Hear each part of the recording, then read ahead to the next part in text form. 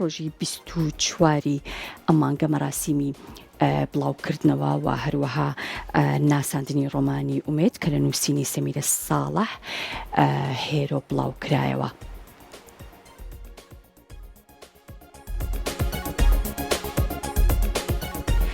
بە هاوبەشی هەرێکە لە ڕێکخراوی گەشەپێدانی مەدەنیەت CDO ڕێکخراوی گەشەپێدانی کولتور مەراسیمێکی تایبەت بە ناساندن و بڵاوکردنەوەی ڕۆمانی ئومێد سازکرا لە نووسینی سەمیرە ساڵح هێرۆ.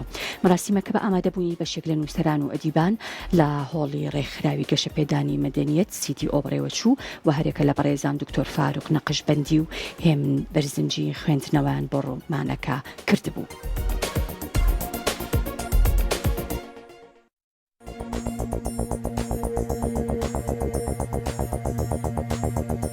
ناساندنی کتێبێکم هەیە ڕۆمانە ئەدەبیە زەمەنیە.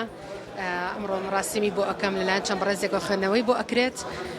ئیشاڵە جێی سوودی ڕەزامەندی کۆمەڵێک لە ئازیزان و ئانیک ئامادەبوون بێت بۆ دواتریش لە ئێرەوە بۆ دەریشەوە ئیشاڵە بتوان گەنجان سوودی لێ ببینن، چونکە کتێبەکەم زیاتر لەسەر زەمەنی و گەنجانی ئێستا نووسیمەکە تەکنۆلۆژیا بەرەو هەڵدەرێکی ئێجگار ناڕەحەت و قورسیان ئەبات، هەمە هۆکارە بێ بۆ ئەوەی کە ئینشاءڵڵا بەرچاویان ڕوون بێت و لە داهاتووە تووشی ئەو هەڵانە نەبن کە لەناو ڕۆمانەکەی ئێمە بەرجەستەمان کردووە.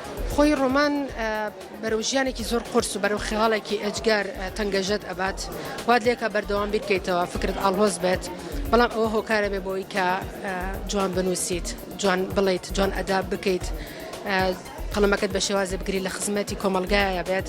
ئەمە سێم ڕۆمانمە، ئەمە سێم چاپی ڕۆمانمە و مەراسیمی بۆکەم ئەمڕۆ.